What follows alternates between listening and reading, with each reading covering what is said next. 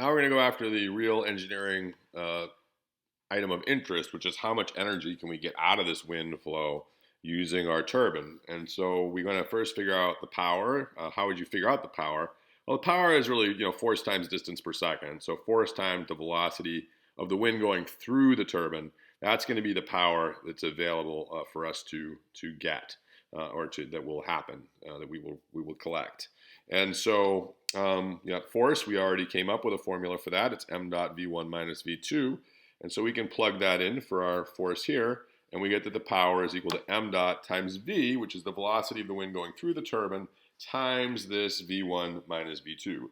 M dot, we have already said, we can calculate based on other parameters. So m dot, mass flow rate, is equal to rho, area of the turbine, swept by the turbine blades, times that velocity of fluid going through that turbine.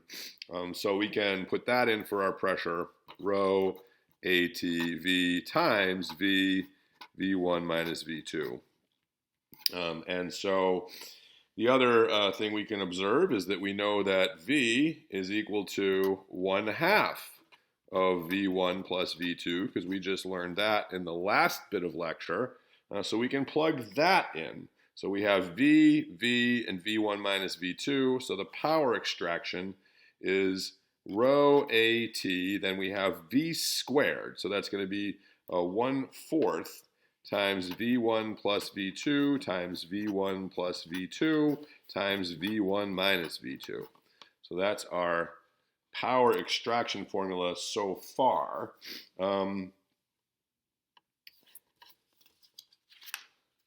So I'm going to clean that up a little bit. I'll multiply some of these things together to make it look a little nicer, and then we'll have a power formula. So our power formula will be 1/4 times rho times the area swept by the turbine blades times V1 plus V2 times V1 squared minus V2 squared. So that's just this times this gives you that term, leaving that term alone. So for a given wind speed V1, so this tells us what the power is if we knew V2, but as I said in the last lecture, we don't know V2. That's the wake velocity.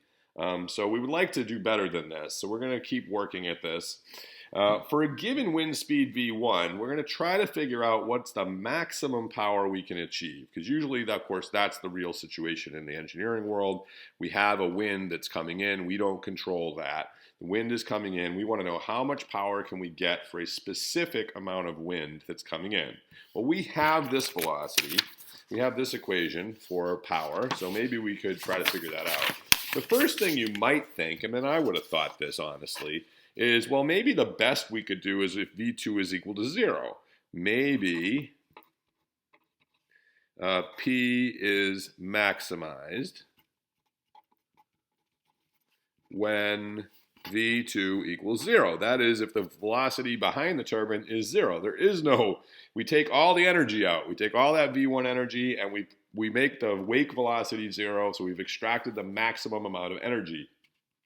Turns out that's not going to work.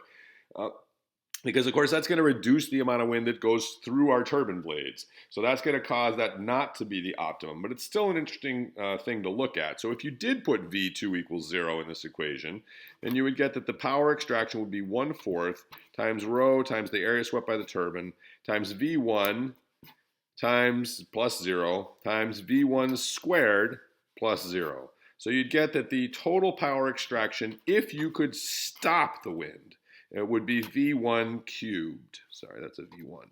So that would be your total, 1/4. 1/4, I'll write it again. P equals 1/4 rho area swept by the turbine, V1 cubed. That would be the amount of power you could get if you could get the wake to be 0. So if V2 went to 0, if you could design a turbine essentially that captured all the wind that entered your turbine, just captured it and didn't let it out, essentially caused it to just stop. V, of course, is equal to 1/2 V1 plus V2. We showed that already. So that would just also be equal to 1/2 V1. So you would have only half of the velocity. The velocity entering your turbine blades would just be half of the velocity of the wind.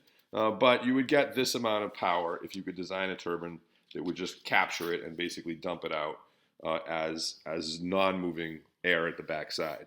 On the other hand, maybe we can do better. Turns out we can do better than this. So we're going to try to increase our power beyond 1/4 of rho AT V1 cubed, and we'll see if we can do that in the next lecture.